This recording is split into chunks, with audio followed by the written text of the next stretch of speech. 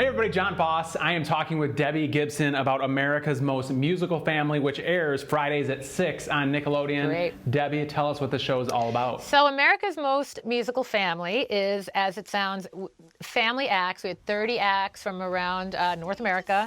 And the ages spanned from, God, like 8 or so up to like grandma in the group, like rocking the keys. I mean, seriously, we had everything from fathers and sons, fathers, daughters, brothers, sisters, blended families. I mean, it was such an eclectic group of talent. And all the families are competing to win a record deal with the very hot Republic Records and $250,000. And the talent was insane. I mean, literally, Sierra and David Dobrik and I were judging. Nick Lachey was not. And he was like, thank God I wasn't, because when we had to eliminate anybody, it was painful because there was never this obvious choice like, oh, they really blew it. Or like everybody was talented and poised and authentic and brought something really, really cool. I mean, I'm excited for everyone to see the show, and I'm really excited for kids to see other kids doing all different kinds of genres of music from different cultural backgrounds. And it's a really cool concept. Can't believe it hadn't been done sooner, honestly. And Nickelodeon is the groundbreaker on this one, which is incredible. And some of those names that you mentioned, Sierra, Nick Lachey, David Dobrik, yourself, how did they book all of you for the show?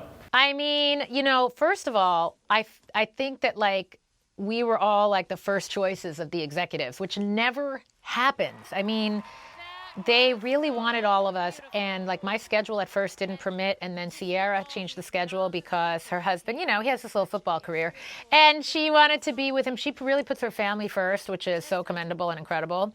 And it worked out in my favor because at first I was not available to do the show because I was on the mixtape tour, and then the schedule changed and I was available. We started shooting the week after I finished the tour.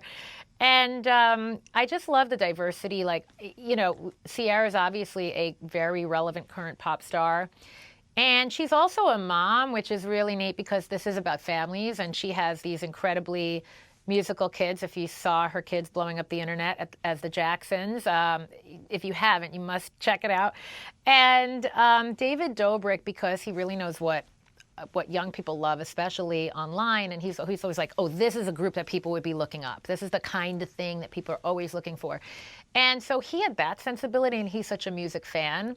And obviously I've been in the business a long time, and I've done theater and I've done pop. And so I was looking at these acts saying, like, who's going to have the versatility and the longevity and the stamina for this? And you know, so it just really, all really complimented one another. You've done so much throughout your career, Broadway, music, acting, now judging. Do you have a preference? Is there something that you like to do most? You know, like for me, everything begins and ends with music. So like, because of music, I was able to have an acting career. Because of music, I was able to have this judging / mentoring role on the show.